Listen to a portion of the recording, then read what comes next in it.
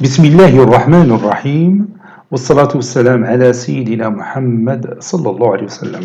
Exercice numéro 11 sur le cours de la logique, niveau bac 1 sciences maths, l'année scolaire 2021-2022.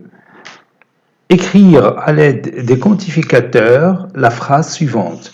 Pour chaque réel, je peux trouver un entier relatif tel que leur produit soit strictement plus grand que 1.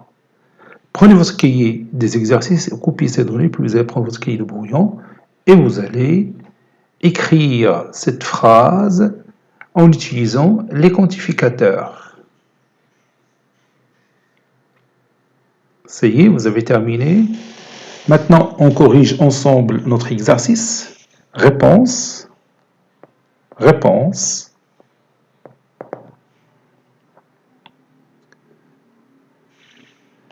Bon, pour chaque réel, cette phrase-là, pour chaque réel, donc je peux la remplacer par une expression mathématique qui utilise quel quantificateur? Bien sûr, quel que soit le quantificateur, quel que soit pour chaque réel ou bien pour tout réel, et je peux appeler ce nombre réel x par exemple. Donc je vais écrire quel que soit x appartenant à R. Passons maintenant à l'autre phrase qui est ici. Je peux trouver un entier relatif. Je peux trouver, ou encore, il existe un entier relatif. Alors, je vais utiliser le quantificateur il existe. Il existe un certain entier relatif que j'appelle y. Entier relatif, c'est-à-dire il appartient à quel ensemble? Oui, il appartient à l'ensemble Z. Tel que leur produit, regarde cette phrase, leur produit est strictement plus grand que 1. Le produit de xy, c'est x fois y, qui sera supérieur strictement à 1. Donc je vais écrire xy supérieur strictement à 1. Je peux appeler cette proposition P.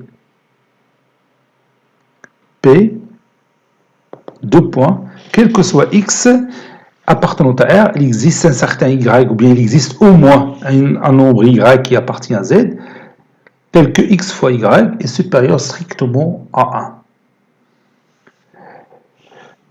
Donc on a déjà répondu maintenant à la question. On peut ajouter quelques remarques.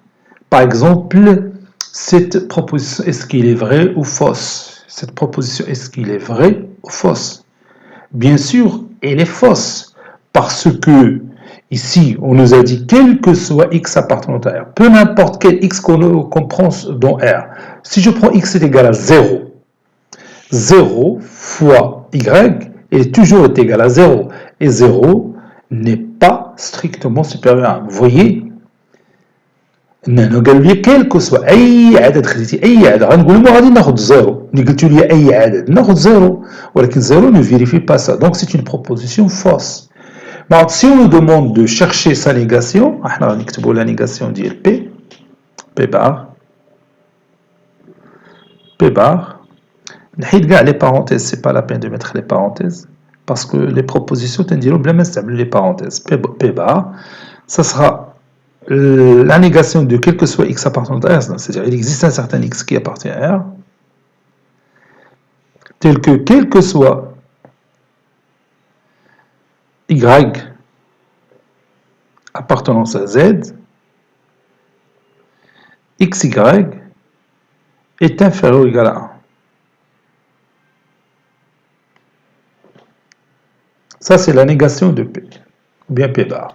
Bien sûr, la négation de P elle est fausse, et elle est plutôt vraie, puisqu'on a déjà dit que P est fausse. Donc sa négation est vraie. Un certain nombre, par exemple 0. 0, il appartient à R.